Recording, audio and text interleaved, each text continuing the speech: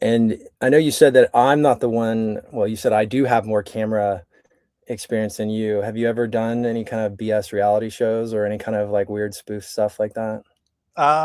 No, I always wanted to go on The Amazing Race, but my wife will never like try out for it. She doesn't want to like jump out of an airplane or anything like that. So no, no. The most quote unquote camera time I've had was I did the NHC final table coverage one year. But other than that, no. This should be a nice fun experience where I'm kind of going outside my comfort range here. So excited to do this.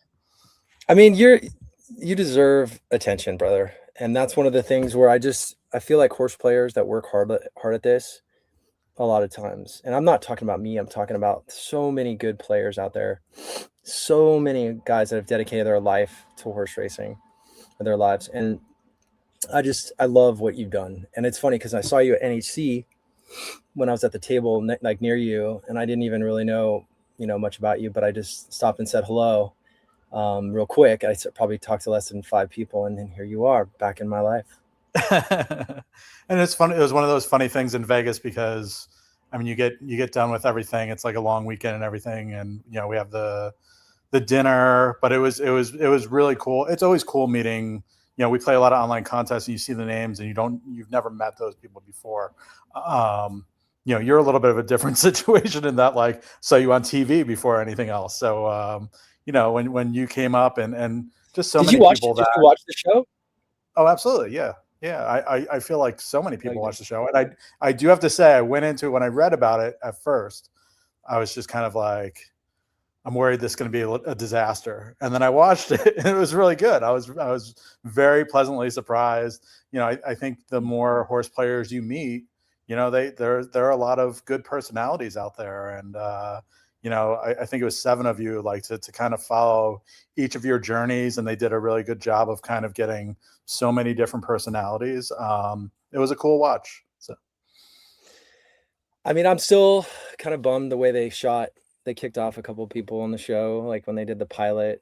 And that's how the show came to be, was there was a pilot done at NHC, and they were talking to everybody. And I was one of the younger guys, and I talked about, knowing a lot of DJs, going to Burning Man and being into the conscious community. And one thing led to another. We did this pilot, and then the network dumped them.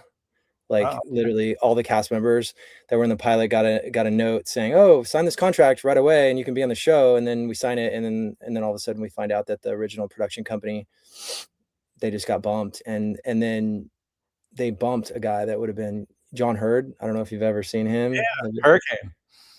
Yeah, he's a fun dude. He ended up, I found the original pilot of the show and I gave it to him. I hadn't seen it. It was buried in some computer, and he is in the original pilot. So there's a Horseplayer show with John Hurd in it, with a couple guys from kind of redneck dudes from like Arkansas out there. And I can't believe they got dropped, but it was, reality TV is exactly that. It's just, they have total creative control. And, I was playing up a lot of the hippie stuff, which is true, but you got to make it interesting. And I just didn't want to lose on that show, like every contest, and it was one of those things where, you have pressure. Like I had to help. I was a aficionado for a wedding once, and that's real pressure when you're on a television show. It's like, they're just waiting for you to say this one thing that they're going to use against you. And yeah, but I'm glad you watched it. I think it's on Amazon now, but it's, I've watched it twice. I'll probably watch it a third time now that you said that, just cause it's been a while. But I will say this might sound like a weird thing. Like I've told people this, but like anytime I've done, even the video I did with you on Saturday after the contest was over, anything I've done where like I'm speaking like on a podcast or like a video or something like that, I never go back and watch it. And it was funny. I remember like I used to watch like a lot of like late night talk shows, and they would have actors on, and they would say, "Yeah, I don't watch my TV show. I don't watch my movies or whatever," like things like that. And I always thought that was weird. And then once I started doing any little bit of stuff, I was like, I know what I sound like. I know what I look like. I don't think I really want to sit there for an hour and listen to myself, but hopefully I can provide some good content. like friends of mine will watch stuff and they'll go, that was pretty good. You shouldn't be so hard on yourself. But yeah, I might not watch this, but my wife will watch it and she'll let me know whether I sucked or not. Well, I mean, to me, you can't suck, and I'm not talking about your game. I'm talking about if you're a person that's authentic and you're true to yourself. Half the people are gonna hate you, half the people are gonna like you. Maybe in my case, 80% of the people might hate me, whatever. But the point is, when you are who you are, like, I don't think you should ever apologize. So I think it's been cool. You've been always very upfront, very candid, very polite about things. But I do, I think I'm gonna challenge you a little bit more than probably you're used to, because everyone's, in awe of you. And I'm This not. is a very new thing, by the way. It's I guess, you're what, actuary by trade, tournament killer by night. Like, how did that happen? Like, I know you talked a little bit about this before, but do you just have a mathematical mind and you love looking at risk and you love day trading and you love poker and you love all games of gambling? Or was there something about horse racing that is like, dude, I think I can beat it. I think I have an edge. Yeah, like a lot of people, like either you grew up in a family that was like associated with horse racing or maybe gambling on horse racing or whatever. That was not my case, but the other option for a lot of horse players is that you grew up near a track. So I grew up near Saratoga, and that's just kind of how I kind of got into the game. I was I'm still a nerd. I'm a nerdy adult, but I was a nerdy kid as well. And I liked all sorts of like number puzzles. And once I got my hands on a racing form, that was, just seemed like every day I could be indulging in these number puzzles. So that was kind of the start of it. I used to play poker for a while. I was decent, but I also knew I wasn't like pack up your bags and, move to Vegas, that type of level of playing. So, but yeah, it's one of those things that there's kind of been the more I talk and with people, the more I realize there's kind of like this thread of horse racing through my life.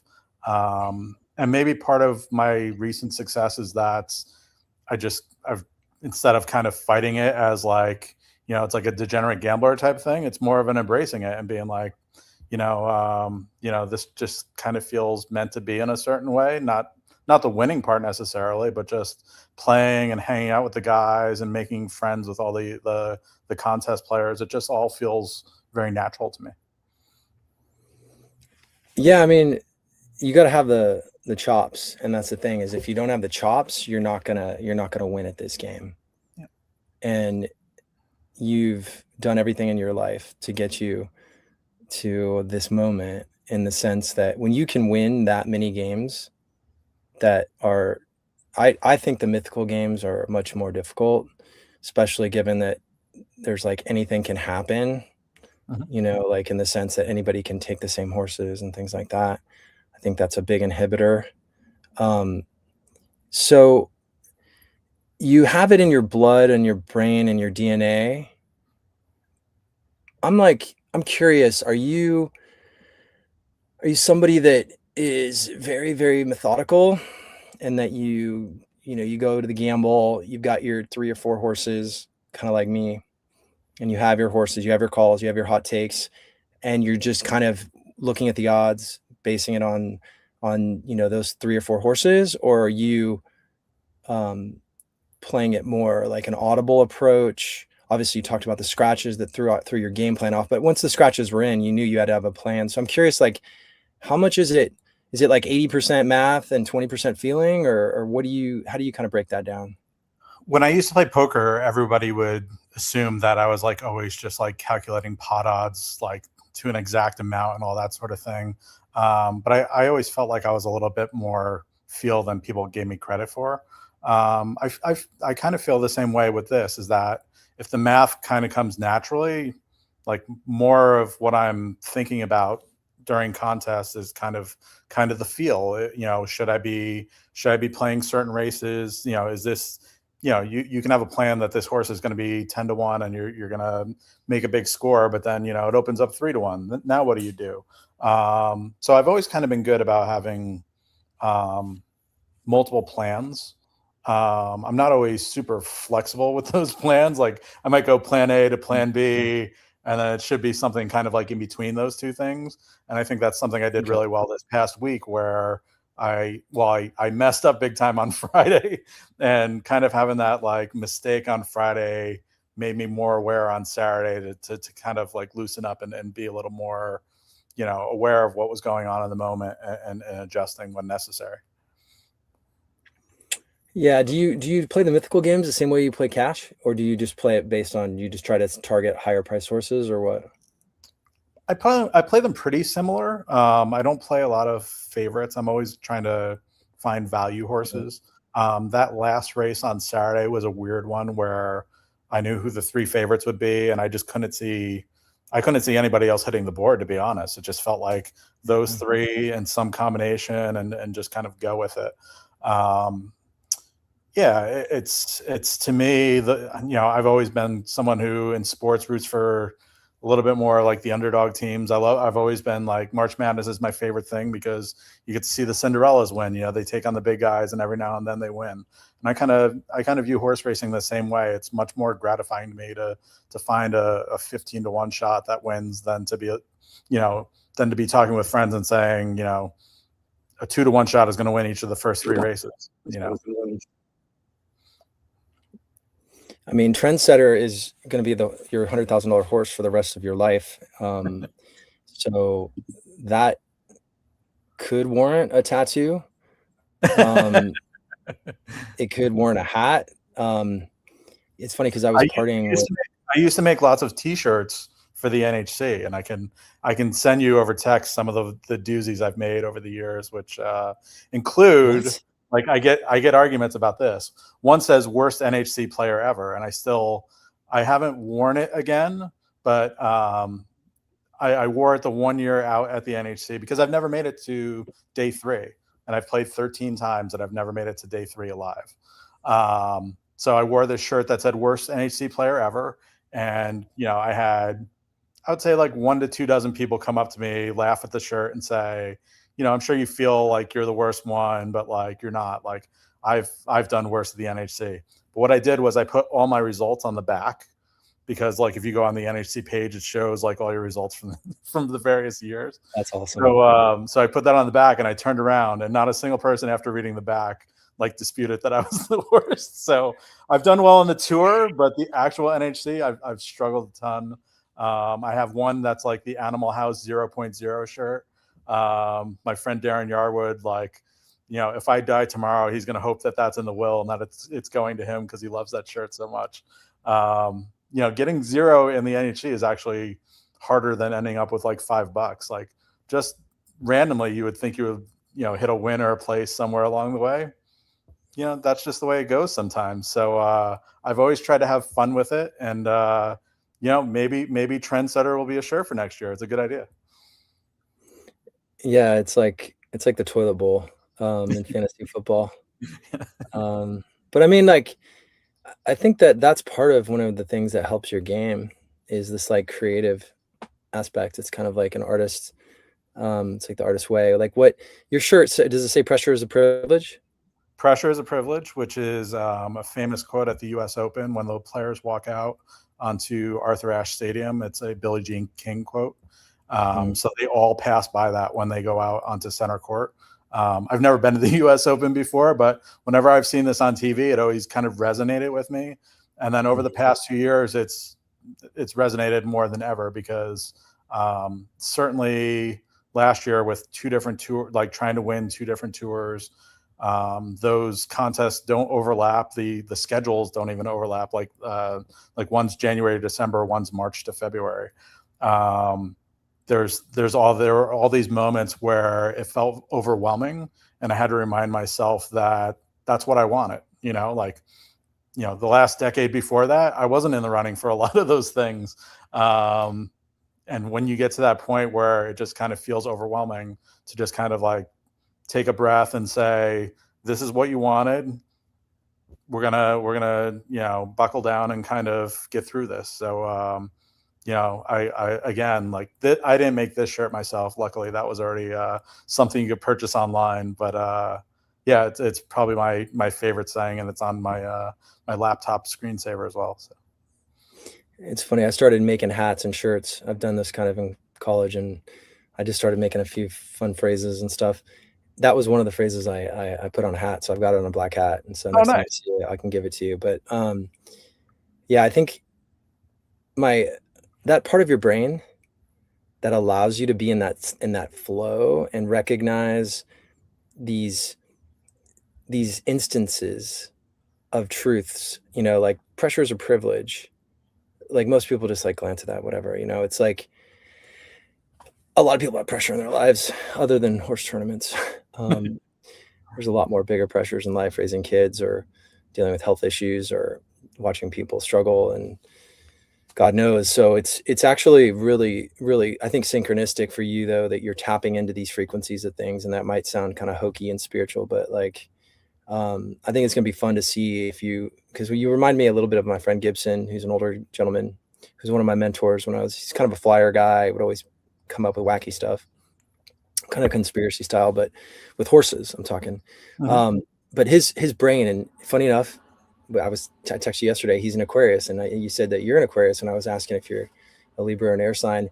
And there's something that's really cool about the archetype of an Aquarius is because they can adapt and they can think differently. And so I think that's one of the traits I think it takes to be great at this game, especially the mental acuity. But I wanted to ask you, um, you mentioned it wasn't always this way. So was there like a light bulb that went off for you and all of a sudden you started dropping speed figures or stopped, just betting on horses below a certain number? Did you change your lifestyle? Did you start, cutting things out or spending more time or less time? Like what are some of the best practices that actually made you go from like decent to great? Um, I always think in probably a lot of different aspects of life, but also like in gambling aspects, certainly poker, horse racing contests, that you need to have a certain level of aggression. If you're not aggressive, it's going to take a lot of things to go right in order for you to win. Um, and I think when I first started playing contests, I was learning that and kind of pressing that more and more. But then I think there was a period where I was close a bunch of times, and then I think I pushed it because I was close and not quite there. I think I took it to an extreme that probably wasn't helpful. In that, like I would go to the BCBC and we have $600 minimums, and I'm just playing, ice cold $600 doubles, back to back races, and those races are insanely hard to get one, much less two in a row. And if I had hit, like I'm sure it would have been a huge score or whatever, but like after a while in some of these bigger contests, I started to realize that just being very inflexible with my opinions and being super aggressive wasn't the way to go. So I had to dial it back a little bit. And I feel like in 2024, the back half of 2024 is when I started kind of doing that. I don't know if that's an exact correlation to the success coming. But I even like I said, on Friday I messed up because I was inflexible, and once I realized that, I used that on Saturday and it helped me out. It's just one of those things where if you're mindful of it, sometimes you're just not mindful of it, but if you're mindful of it, I think you end up having better results. And I think if you watch poker tournaments, it can be that way where somebody's just like ruthlessly aggressive and it looks cool because like they're just winning with all these wacky hands and stuff, but then eventually that fades away because you've taken on too many risks. So it's just kind of calibrating that, I would say. I think that's helped me out a lot, especially in live bankroll contests. So did you get more mathematical with it? So did you start slapping probabilities on horses to you and say, all right, because this $600 double only has a 1% chance and blah, blah, blah, and da, da, da. Did you get granular and deep, or did you actually just kind of intuitively figure out a way to have like guardrails on some of your stuff? Well, I'll use the example from Friday because I mean, it was obviously an example that resonated with me where there was one race during the day where I tend not to have like a ton of singles when I'm like handicapping, doing pick fives, things like that. But there was one race where I just felt adamant that a certain horse was going to win. And I liked a horse that I thought would be like 15, 20 to 1, would kind of follow him around the track. I thought they would just run 1-2 all the way around the track. And so I use that on my entry 2 for online stuff.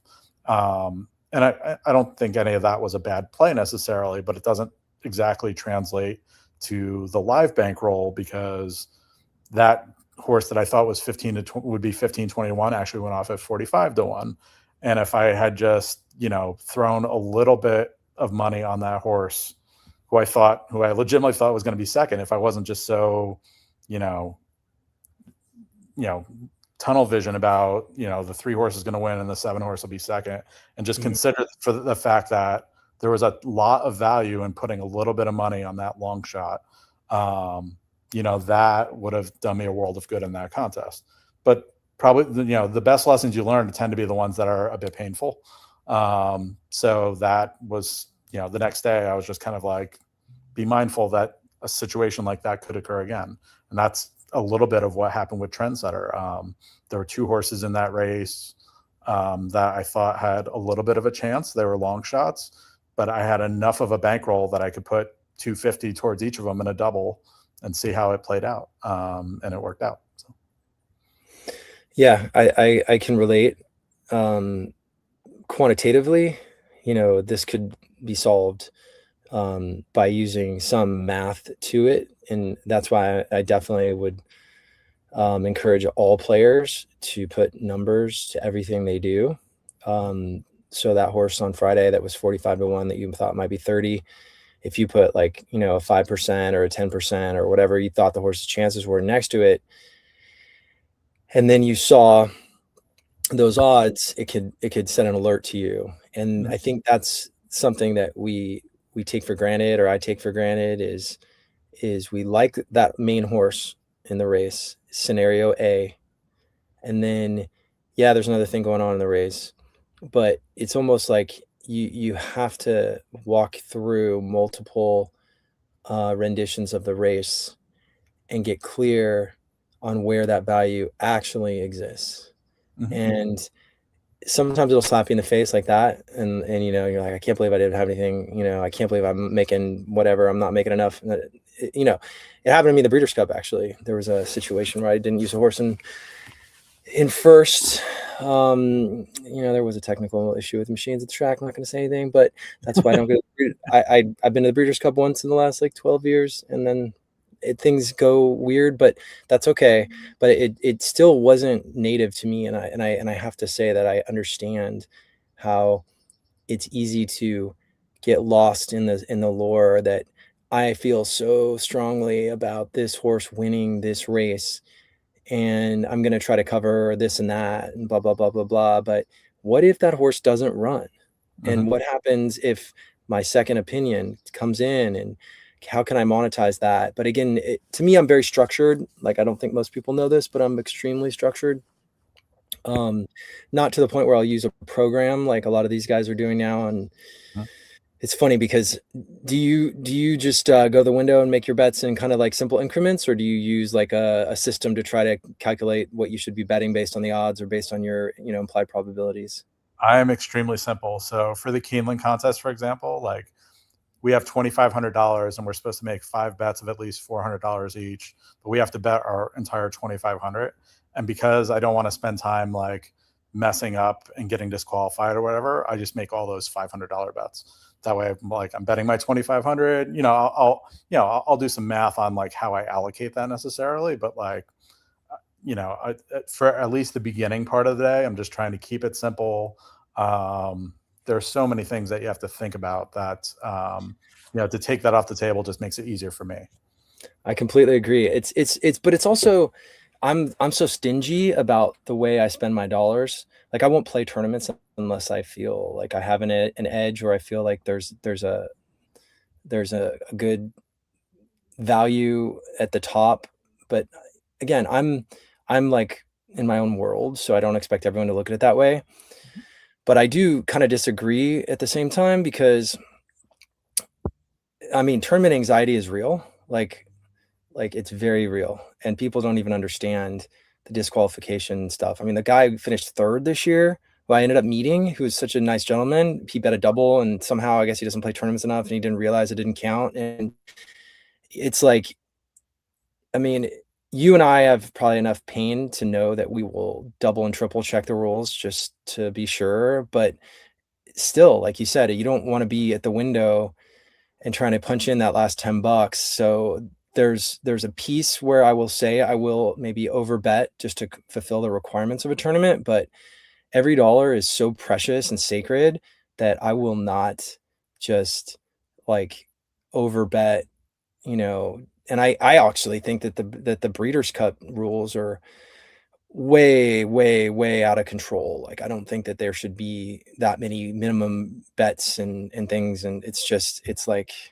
it's unnecessary. But I mean, there's such good racing, it doesn't cripple the integrity of it. But I think this whole notion of creating tournaments to give players more anxiety around getting disqualified and not just letting them have free reign. I don't know. Do you feel like that the rules should be minimized? I'm talking cash right now, but Yeah. like, do you think that they should be minimized and that players should have more control? Or do you think that leveling the playing field, so to speak, by forcing people to do these long-term bets that could maybe create more churn, but probably not? Do you think that is something you're okay with, or would you rather it shift more to like these $500 express bet tournaments where it's just send it however you want?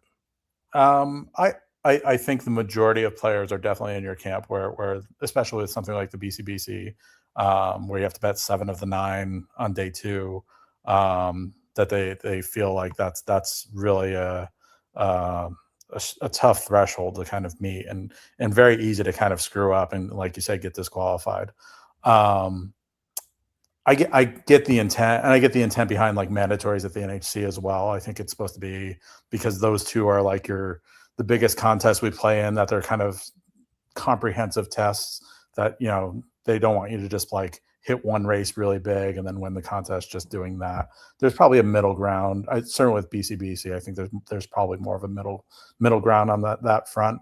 That How many being said, races? How many races do you think the BCBC should force us to bet on day 2?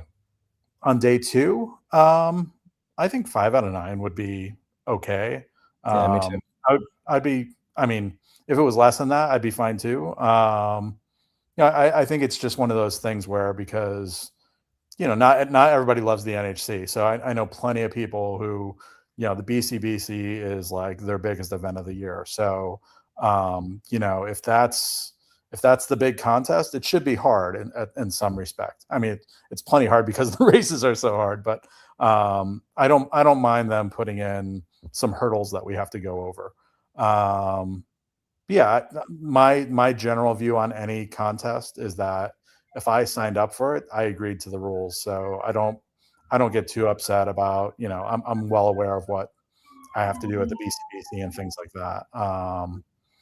But I mean, like Keeneland used to be, you had to bet half your bankroll in one of the last 2 races. That was like, and I Yeah. was talking about that this past weekend, and there are guys at the table who were talking about, yeah, it'd be fun to do that again.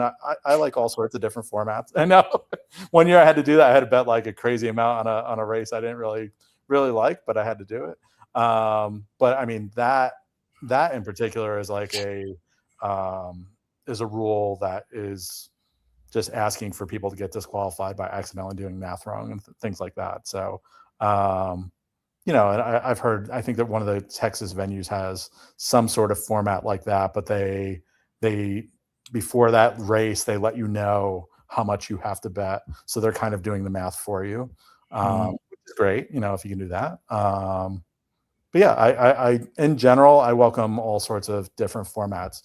It's part of me just being like, it's a new puzzle. I like new puzzles. So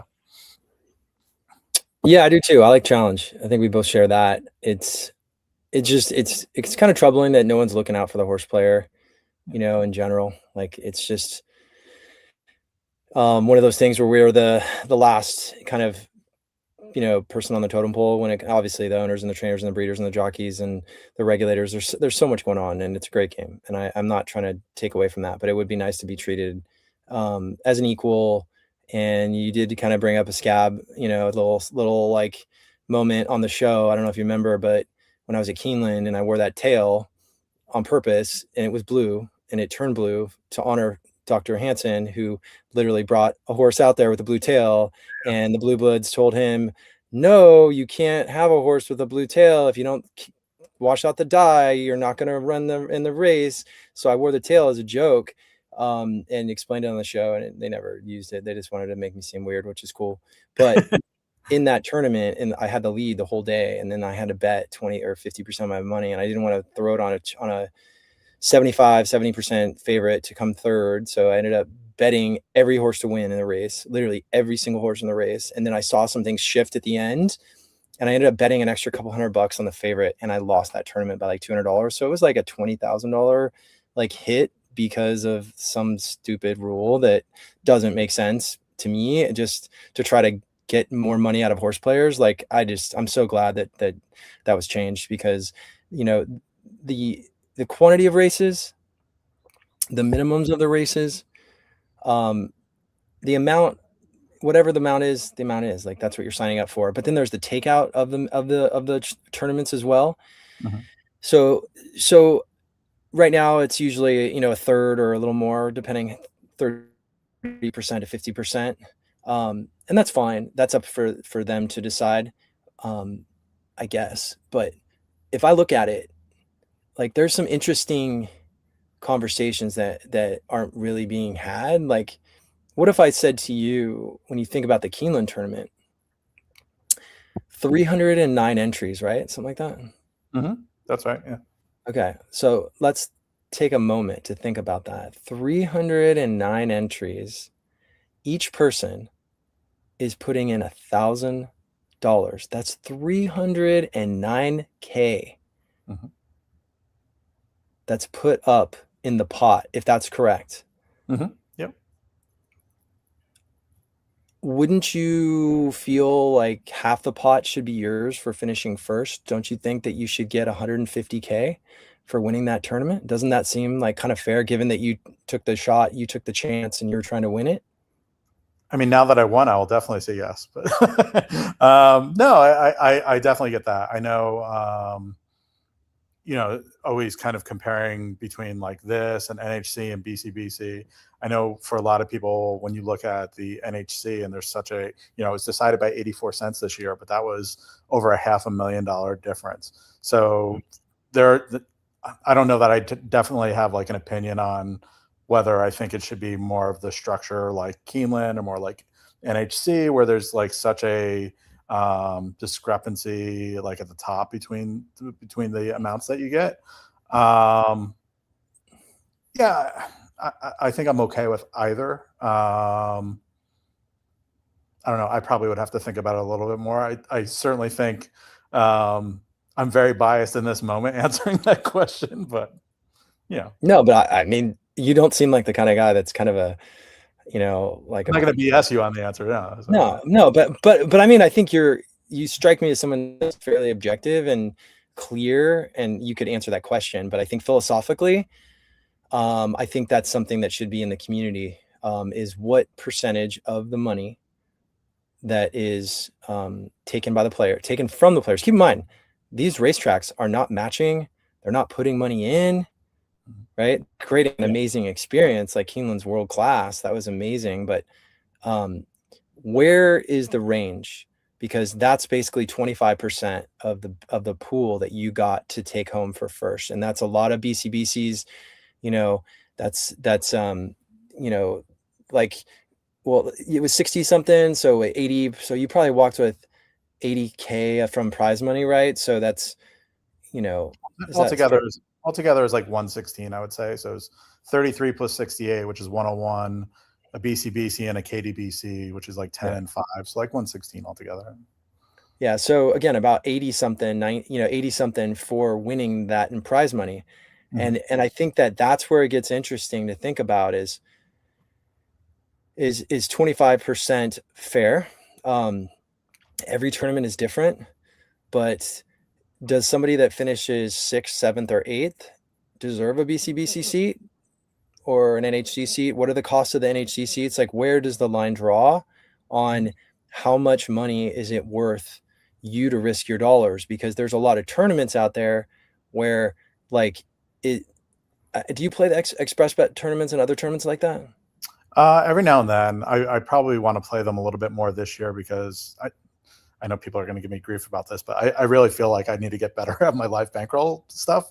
It worked out well this weekend, but I still always feel like there are flaws to work on. And I feel like, certainly the express bet contests that are there would be good practice. Like the cheaper ones would definitely be very good practice for me. So I should be playing them more this year, like post Derby, I would say. But I mean, it's up to you. You know yourself, right? Know thyself is the number one thing in anything, horse racing included. And if you aren't delivering on your 3-to-1 shots or lower, or second favorites, third favorites, long shots, if you can't find your sweet spot in the regular day to day, then that energy is potentially telling you to, yeah, you got some work to do. I think everybody has their strengths and weaknesses, myself included. But it's just the practice and then deciding in these tournaments, like, where to go all in, which is a whole nother crazy, unheard of skill that, it's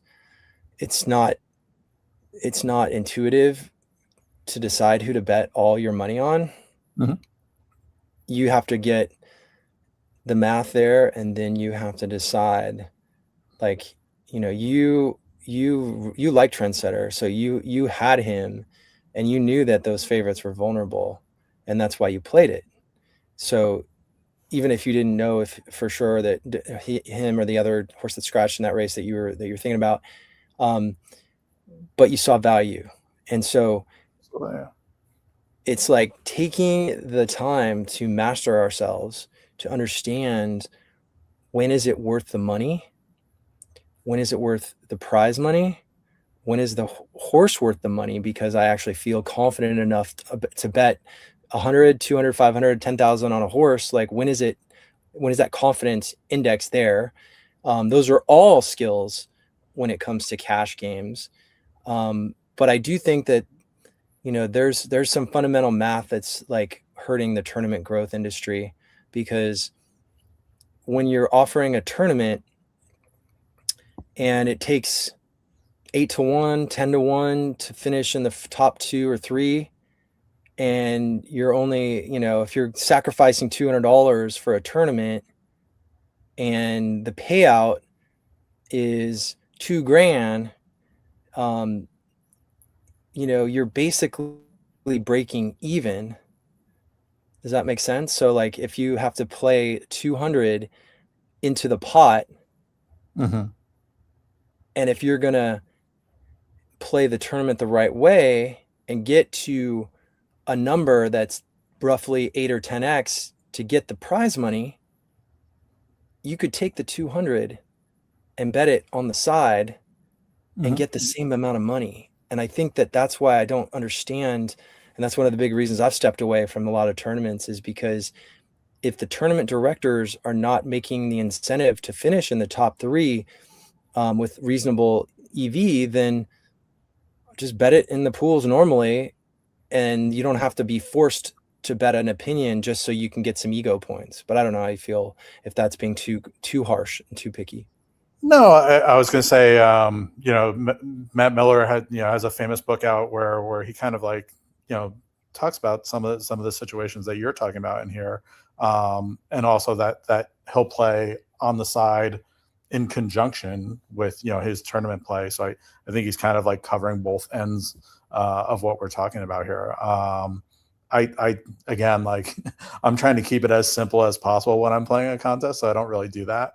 There are all sorts of times where like on Saturday I hit the pick 4, and like somebody had to like remind me that happened, and I wasn't even looking at my, once I got towards the end, I wasn't even looking at my real bets and stuff like that. So I think there's, again, the great thing about this is that people come at it in very different ways. That's one way to kind of cover both sides of it. it's yeah, I certainly think it would be cool to have discussions about what types of formats people enjoy, what types of formats maybe we haven't even tried out. I think I think the contest world is growing. You look at the BCBC, like the entries keep going up. NHC, the entries keep going up. I think in the fall, Keeneland was like 270, something like that, somewhere in that range. This time it was 309. So, I think there's a lot of potential there. And I think there are a lot of things about contest play. You were talking about being creative, that you kind of get to explore that creative side of betting, which isn't necessarily there when you're just betting a day at the track. So, yeah, I mean, my personal mission is to help bring new people into horse racing. If the rules and if the games are designed in a way where I feel that players, can win and compete. I have some ideas around helping people with other tools and other practices and other ways of looking at racing. But, we got to stand up for ourselves. Like, the horse players really do need to band together and unite more and, talk as a group about what are the best ways. Obviously, we can't get the takeout down. We've tried for years. That's not happening. And whether or not that's going to bring in new players necessarily is a 5-year plan that no one's willing to take the risk on. So that's a huge problem. That's a 3x takeout compared to traditional sports. So huge hurdle, which is why tournaments are actually very interesting because of what you said, which is this is a new way to play at the track and have a thrill, to make a score. And there are some rules, though, I think that would be helpful that we all agreed upon. I think the quantity of races is a big one, and we'll touch on that with the KDBC in a sec. But quantity of races, minimums in races, and prize money distribution. Mm-hmm. Those three things are paramount to growth. And you talk about growth, like, to me, I mean, I've worked at so many startups, and if we weren't growing at 20 to 30 to 40%, VP of sales is gone in 6 months. Like, VP of engineering gone in 3 months. Like, the bar for growth is so much lower. And I don't know if that's just because, everyone is just holding on, like a life raft right now. But yeah. This is we're at this point where I feel like it's one of the reasons I'm coming out talking more, is because I feel like there needs to be more discussions on the intellectual levels. Like, I've seen, the way your brain works a little bit in person and, competing against you. But I do think one of the things to think about moving forward this year is what do these rules look like? And maybe we could even think about drafting, something that kind of sets a tone, so that the horse players are not just getting sucked into these dopamine spikes of finishing in the top 5 when they don't really like a bet, and they're just sending it when they could bet the money instead on the side, all of it, and make more money than the tournament too. Like, there's definitely tournaments like that out there that are existing, and it blows my mind that people are still just wanting the kudos from the community. But that's one thing I guess was just kind of bothering me a little bit this week when I was thinking about the payouts of the Keeneland tournament, because I don't know what NHC charges for their seats to these tournament directors. I know on course is different than online, and I know there's relationships, and I know there's all this stuff, but like, I think you deserved 150K, and I'm not saying that to be biased. Like, if it were me, I would have wanted 150K. Just based on the hardship it takes to do well. And I won it a couple years ago, but I can't remember exactly what the payouts were. But this is, sit on that. We'll talk more about that. Think about what it takes, because when you're risking $1,000, or 2,000, if you're playing 2 entries, if you're going to win, like my batting average is, right around 10% over the last 10 years. Like, when you start looking at how much you're spending, versus winning, like, I think that's one of the things that's like inhibiting the growth is that most people realize that they're not going to send all that money in to try to win it either, which is kind of contradictory to what I'm saying. But it's at the same time, you shouldn't be playing in the tournament probably if you're, if you're not trying to win it, right? I mean, yeah, I think one of the tough things, like when I talk to somebody who's a little bit newer at contests, that I try to explain is that it's very natural to want to like keep something at the end to take home, and that there's nothing inherently wrong with doing that. It just makes it harder to win. So like if you fire your shot in the last race, but it was like only a partial shot, and you finish fifth, like that's awesome, but that's probably as high as, I mean, if you hit and that's where you landed, that's as high as you're going to get shooting that much of a shot. And I agree, like especially something like Breeders' Cup, where if you're sitting on 15,000 going into the last race, not everyone's going to want to put 15,000 through the window. You might say, hey, I won a $10,000 seat. I'm taking 10,000 home. I'm going to take my shot with $5,000 and see how it turns out. I think you're talking a little bit about kind of like a game theory optimal kind of way you should play and stuff. It's hard to balance those two things. And I think anytime I at the end of this contest that we just played, I had 1,600 that I could employ in the last race, and I could have went home with 1,600, I guess, but like just it felt like like you had said, like you can lose by a small amount, but in prize money, that's $35,000, something like that. If I don't make every best effort to try and win that, then I would go home with regrets. That might not be the case for everybody. Some people might go, hey, I brought home 1,600, I didn't put it at risk, and like I had a shot at winning anyway. So for me, there's only one way to go, but I certainly understand different approaches. I think you're spot on with the Breeders' Cup. The BCBC, I don't think it matters. I don't think you have to try to play that to win, because the liquidity is so high. Yeah. That there's value everywhere. Obviously, getting to the critical mass is the hard part. I was reading something about maybe the additional money is going to like lesser places, than the top 2 or 3, which is a little troubling to me. When I saw an email about that, but it's like, I understand it, because on one end, there's a lot of players that aren't trying to win it.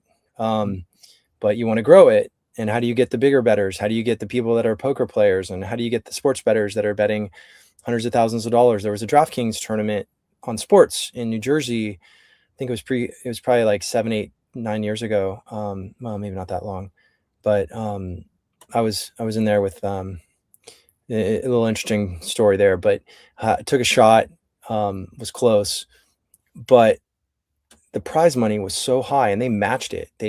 They added there was only like, I think 200 and something players, but the payout was based on like 300 players being in it. Okay. So it was just incredible. But there's not a lot of, I think, data that can suggest that if you raise the prize money for first, that you're going to get a ton more players without a good marketing campaign. And Sure. so that's why the sport needs players like us and people out there, kind of opening their books a little bit, or sharing some of the practices, not necessarily the horses, because obviously we have to keep our cards close to our chest, but like there are certain things that must be done if you're going to compete in anything, sports, yourself, golf, tournaments. And I feel like, there's a breaking point where you have to have the skill.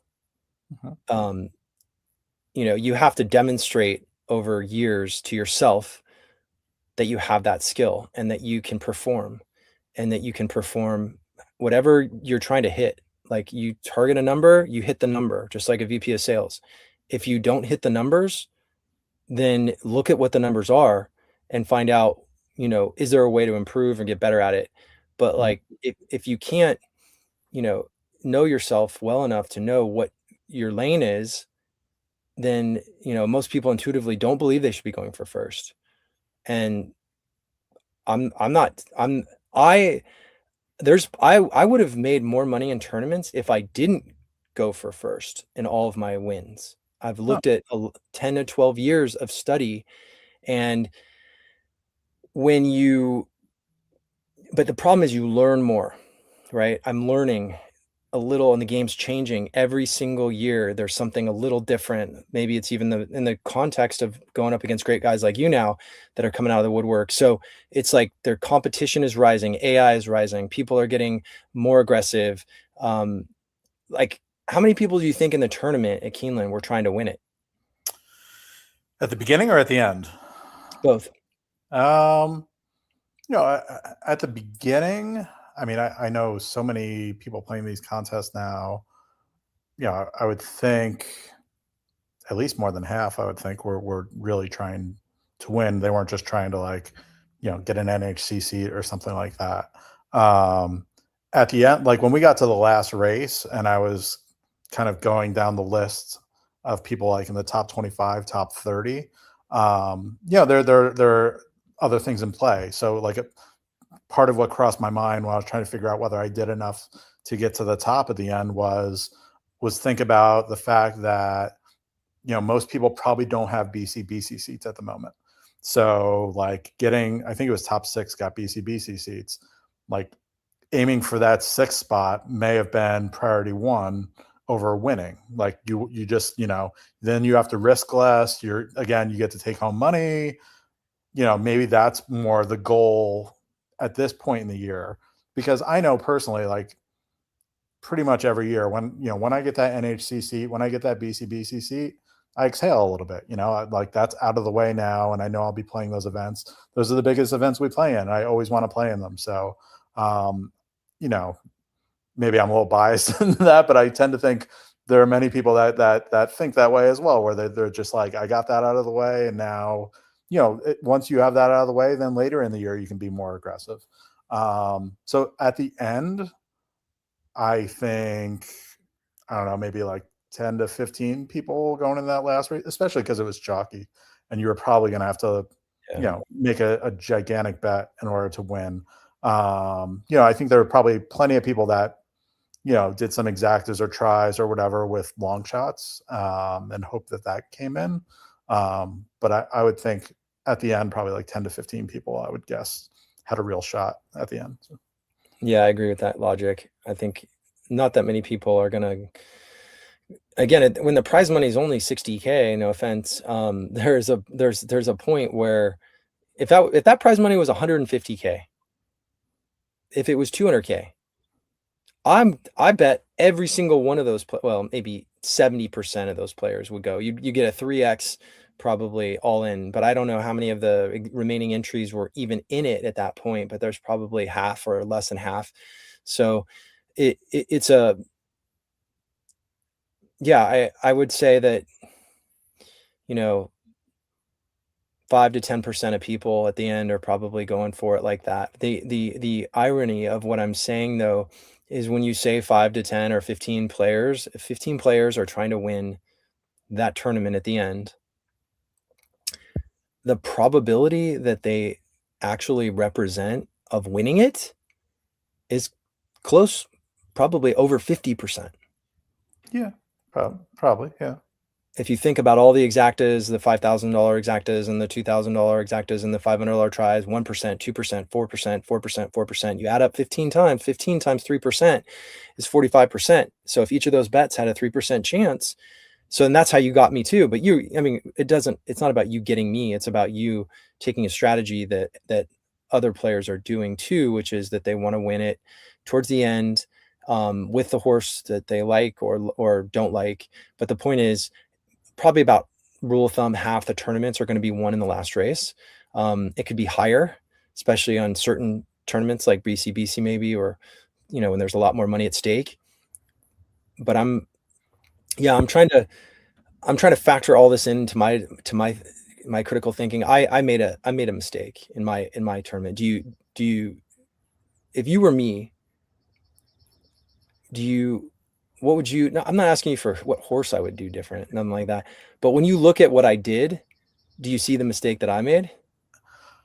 Not necessarily. It's always so much harder when you're being hunted at the end of the, I mean, it's nice to be in first, But I always tell people, like, in the last race, if you didn't hit, it almost doesn't even matter what came in. Like, anything could beat you at that point. You know, I've been in a position, I was in your position in 2019 in the fall Keeneland contest, where I got to the last race and I was leading and a 20-1 shot came in. And I was like, that's not good. That can't possibly be good.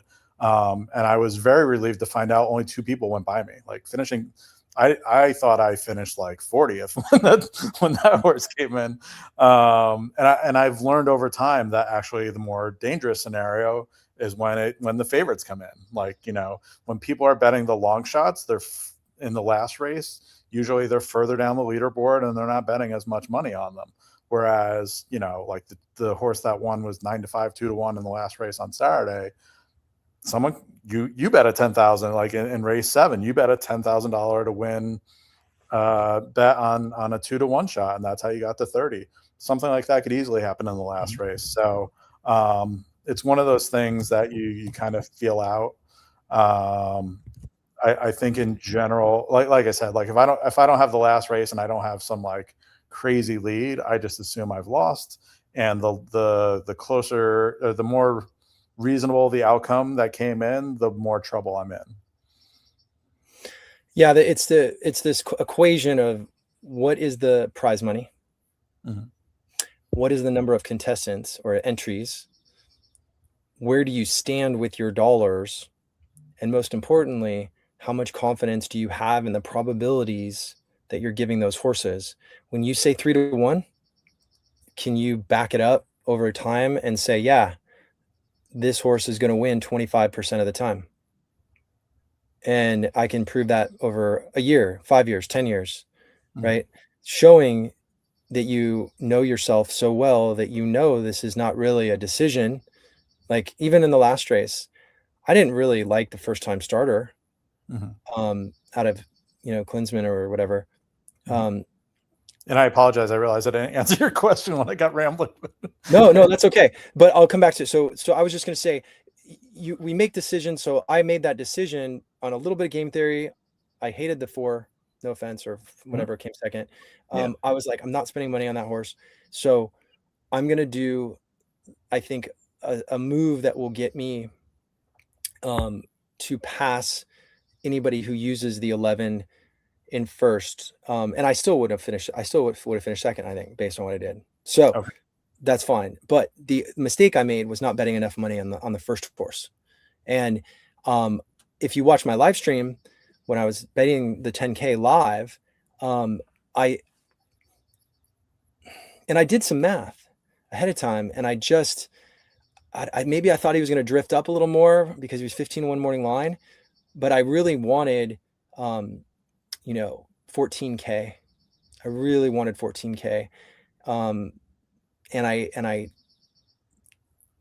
And the scratches also threw me off, and I only had a little. I saw the scratches maybe about 30 minutes before that race, so I had to adapt literally right before the situation and cross out some things and go, okay, now I had this extra money, and I had extra money. That's my point, is I should have bet 1,500 on him, because that was the only, having that extra $500 later in the tournament would not have helped me do if I lost the first race.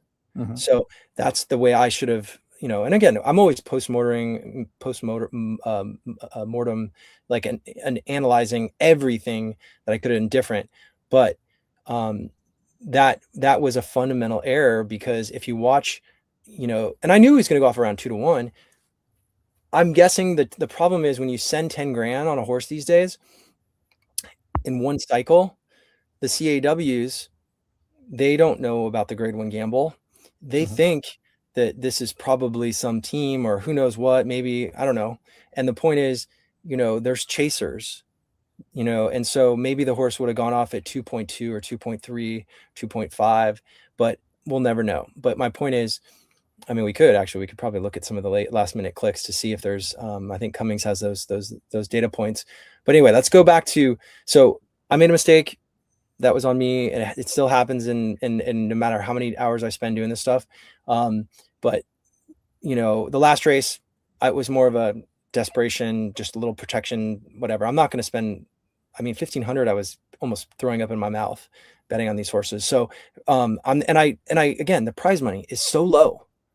I'm not going to risk money to get an extra 25K or 30K from second to first. It's like, how much money do I need to risk to get that, that amount? And it's always fine. You can always justify that there's EV there, but if I don't really feel that confident on it, I'm not going to spend, 5 or 10 grand on a favorite in that race, getting blinkers for the first time with a very questionable form and against, some bad horses. But anyway, so go back to my other question, because I ended up interrupting you shortly after you said that you knew what you wanted to answer. So go for it.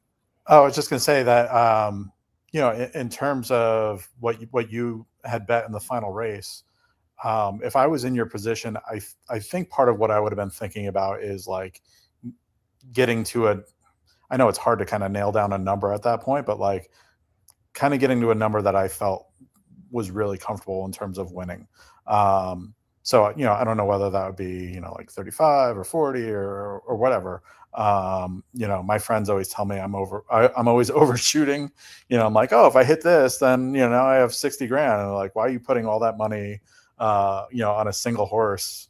I'm like, well, if I get 60 grand, then I'll win. And, that sort of thing. And again, that's part of me dialing back the aggression a little bit and thinking, hey, the horse I really like will get me to, in this situation the other day, I was desperately trying to get to 30. It wasn't even like an option where, I guess there was a way to possibly get to like 35 or 40 or something like that. But like, it just felt like I had limited options and I was just trying to run with that and see where that would take me.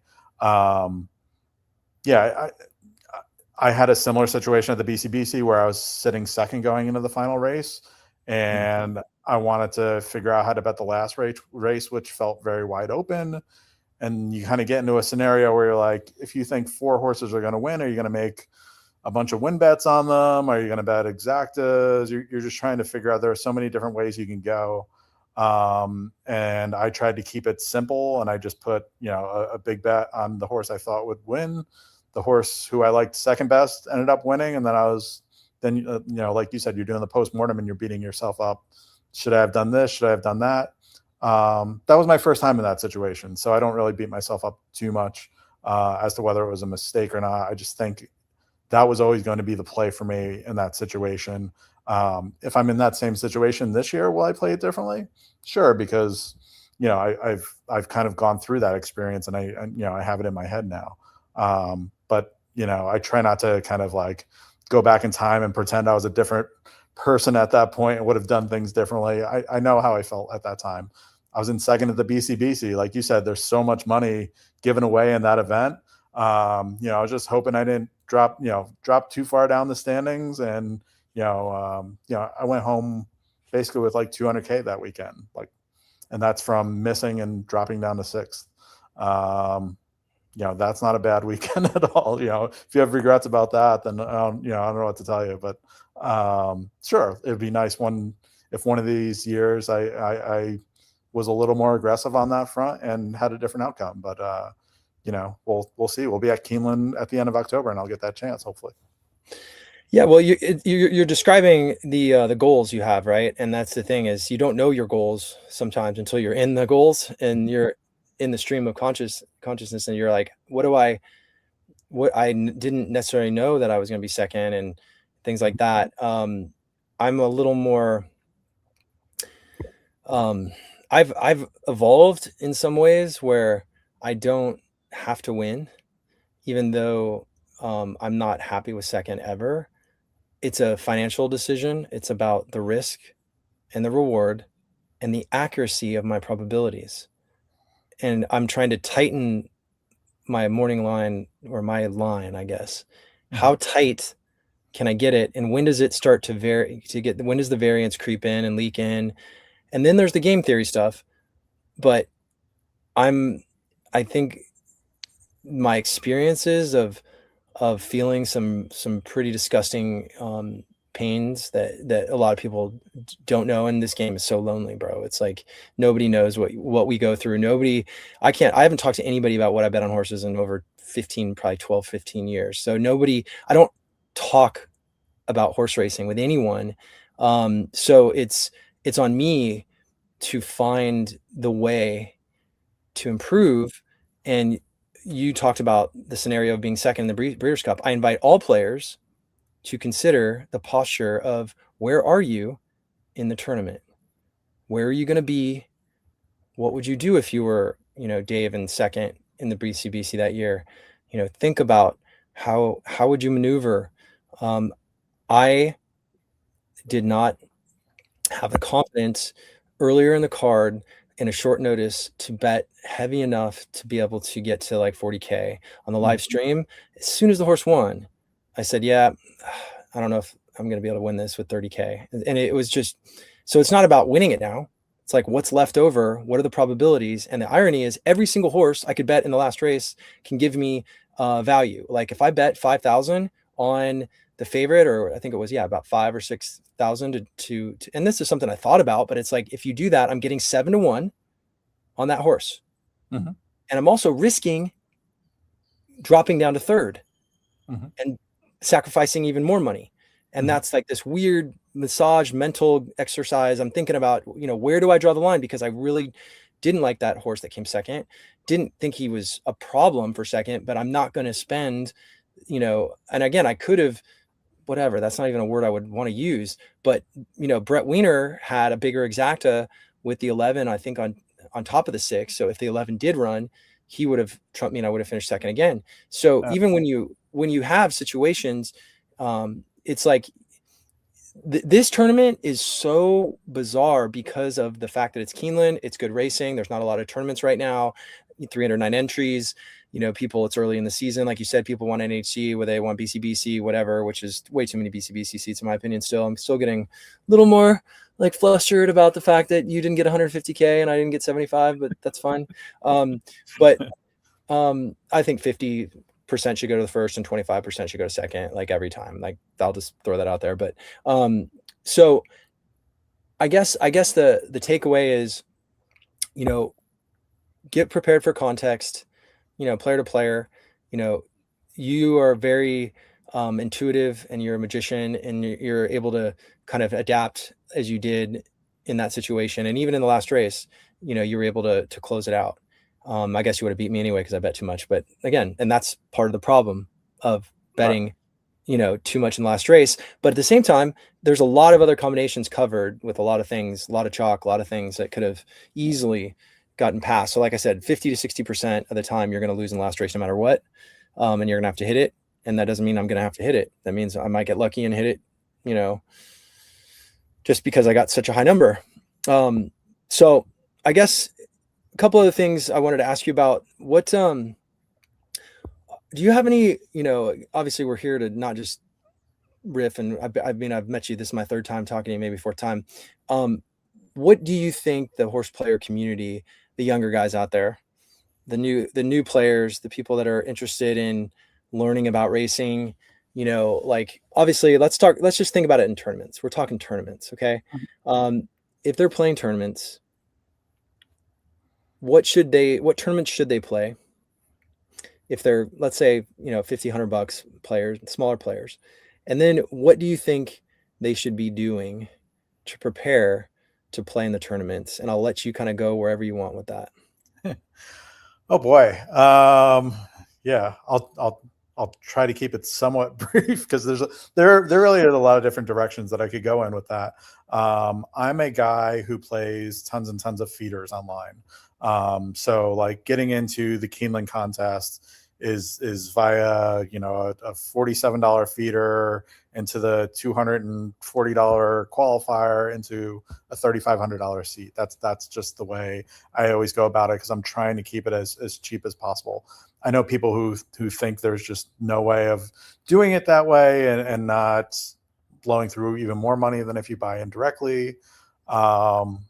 It's worked for me. It doesn't work for everybody. Have you tracked that over time? Like, it's obviously been working recently, and maybe you've changed some things in your game, which I'm still not totally clear on what you've changed. But when you think about it, in the early years when you started and you were playing 200 or 500, which is more than kind of we were thinking. But when you looked at that, because I ran into the guy Paul who won the NHC a couple years ago, And Mhm. he said, he's like, I burned through like 10K trying to get to the NHC again. I'm like, I'm done. This is a waste of my money. It's like, it's not that important to me. And I know my chances are, he's an older guy. He's like, so I'm saying, like, kind of, are you a record keeper? Do you look at like over the course of a year and say, I spent $5,000, $10,000 on feeders or all this stuff? And obviously it's working this year, but have you done that in the past? And did it work in the early parts of your career?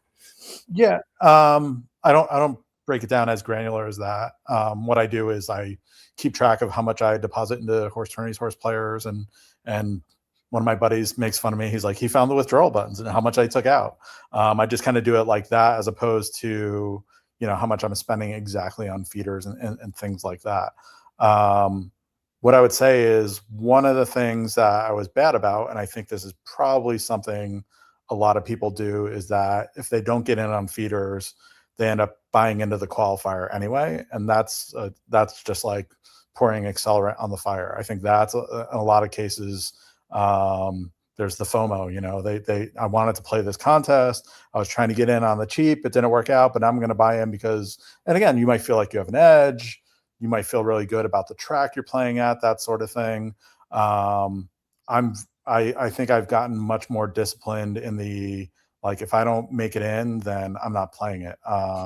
Like if I would love to play the cash games on horse tourneys Friday, Saturday, Sunday every week. There are some weekends where I don't play any of them.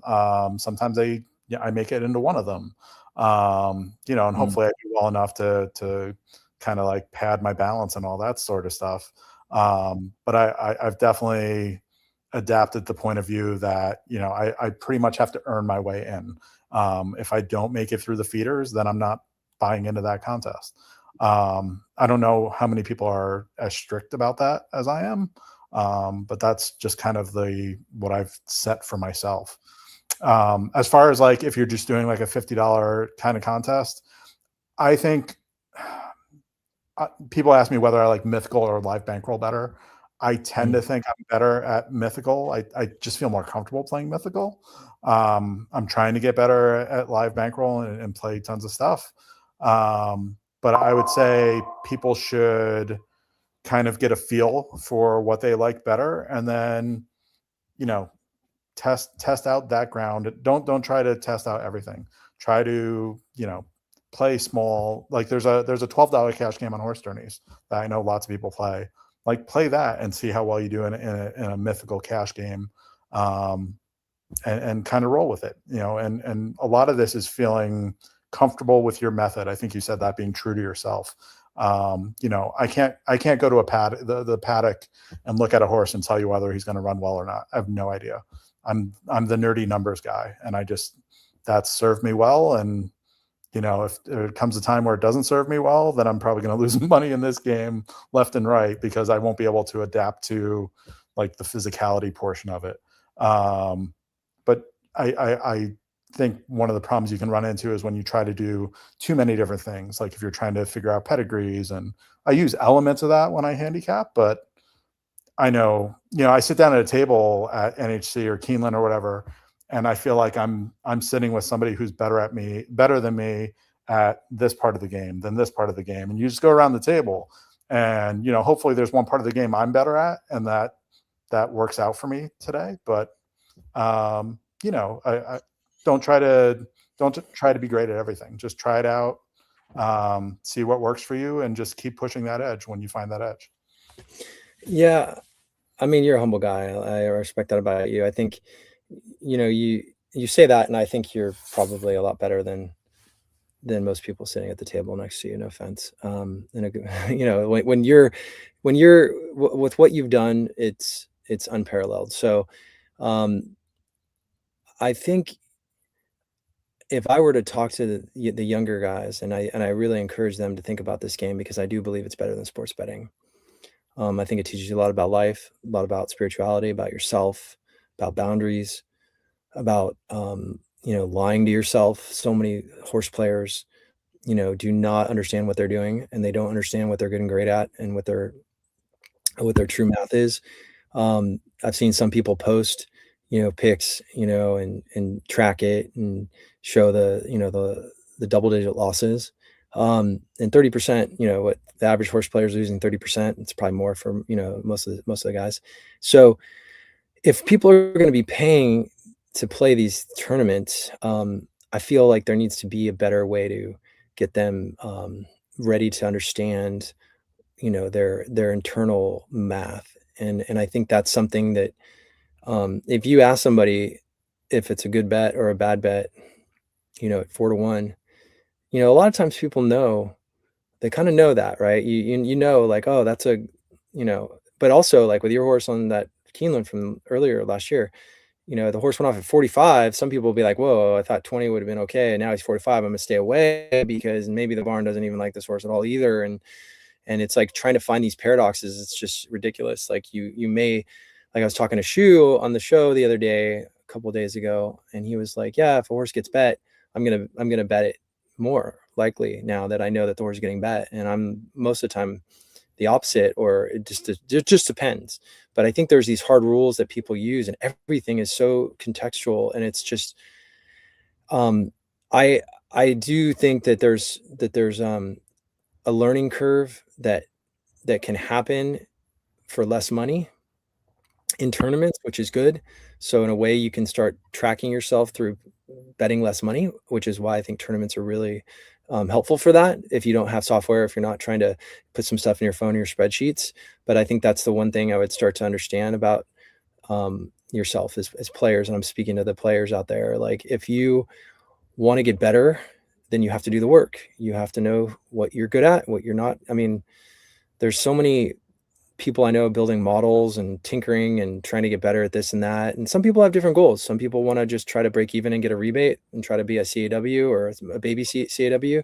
And then some people want to be CAWs. And my God, we all know that they're the Antichrist. And, like Jelko and Dr. Nick and Dominic, like these guys are the, it's absurd. So you're literally going head to head against hedge funds. And if you're going to do that, you're going to have to outsmart them. If you're in a tournament and the prize money is high enough, like on the BCBC, you can actually hang. But the odds drops is becoming more difficult. That happened to me recently in a tournament that cost me a tournament because I wouldn't have bet the horse if I saw that odds drop.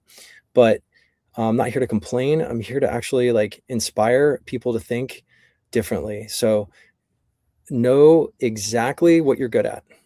Yeah. Don't bet anything that you're not good at. And if you are going to bet at something you're not good at, make sure you understand the variance of where you are. If you're really, really bad at 4 and 5 to 1 shots and they just don't win, and you can look at your records and kind of go through it, then, maybe you're just not built for those types of analyses. And so I think we all have to know, like you said, when you're sitting at that table and you're talking to these guys and you see some people that are better at turf or 2-year-olds or claiming or whatever it is, and they say that, they'll shout it from the tops of the mountaintops and they'll put lipstick on pigs. But like at the end of the day, they know if they do the work, what they're good at.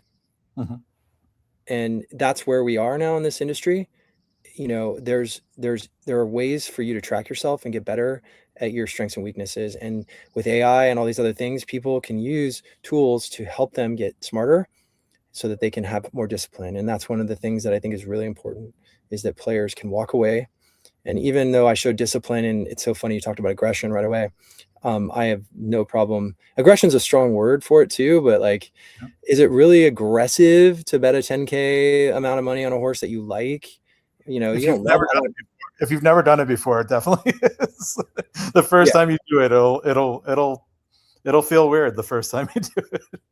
Yeah, I mean, I bet 25 grand on Diamond Rain and Baeza in the Breeders' Cup, and I was a little uncomfortable, but it was more because it's like I didn't have another move to get to where I wanted to go, but.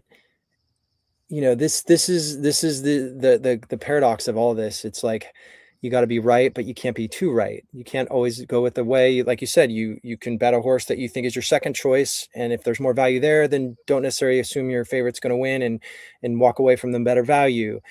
How do you maneuver with a game that's probably going to be won in a tournament half the time by randomness and somebody just, taking a shot, and whether they like the horse or not. And that's what I hate about that is like a lot of times people like you liked Trendsetter. So to point and you tied it to another race.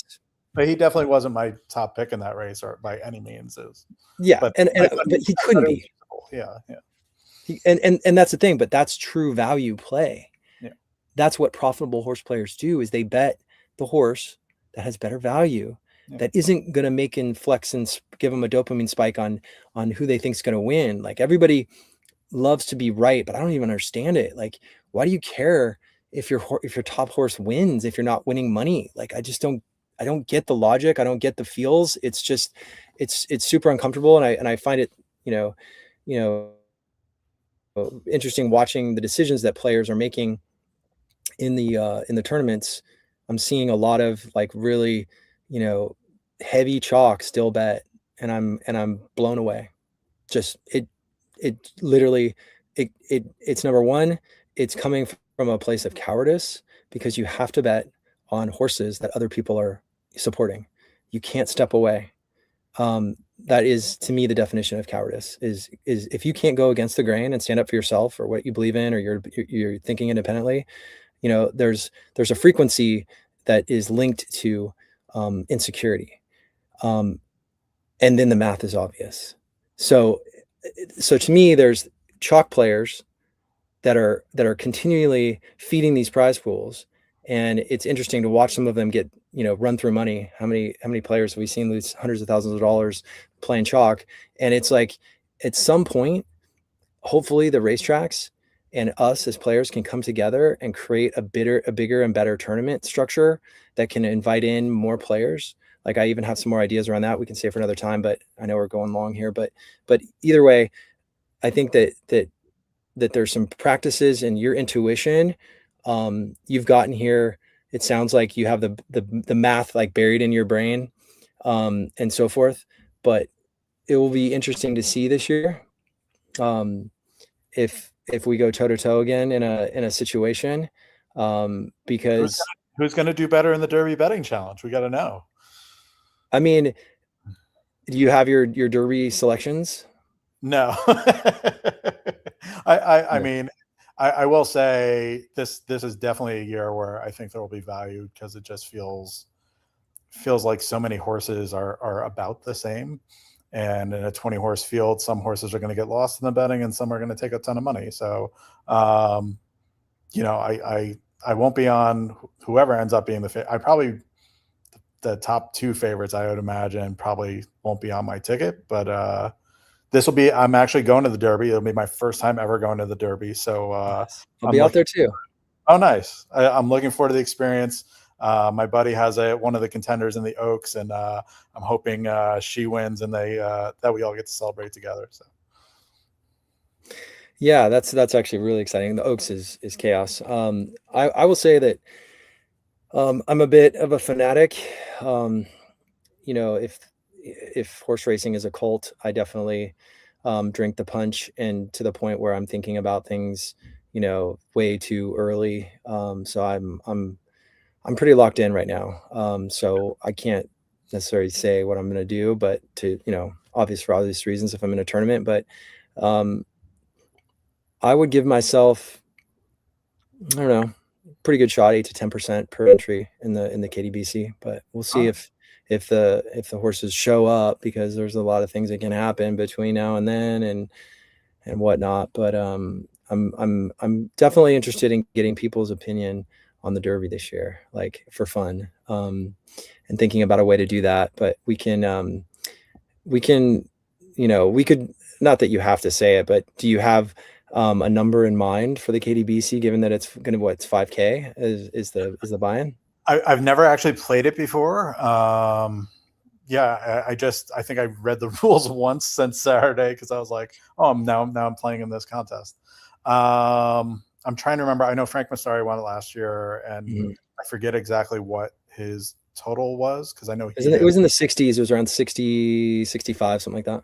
Yeah. So, I mean, that sounds, I generally think a higher multiple when it's a lower buy-in. So, you know, at BC, you might only need somewhere in that 15 range. So maybe I would actually think 50 to 60 I'm gunning for. And it's one of those things where like I'll have a number in mind at a contest, and it doesn't matter what anybody hits early on until that number is exceeded. I don't worry about it.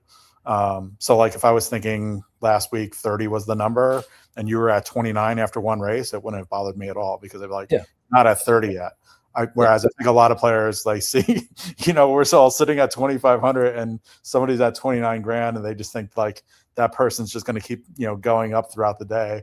You know, that'd be nice, but most of the time it doesn't work that way. So yeah, just spitballing, I'll probably have like 60,000 in mind as the number I need to be concerned about. And then, you know, and you get a feel as the day goes on, you know, maybe you adjust that number. But no, I'm looking forward to playing it, looking forward to the experience, and we'll see if I can conjure up some magic again. Well, that was magical. It was cool. And I can say that the horse was hard. You delivered not only once, but you delivered twice. Actually, you could say it 3 times. So to me, that's why you deserve to win.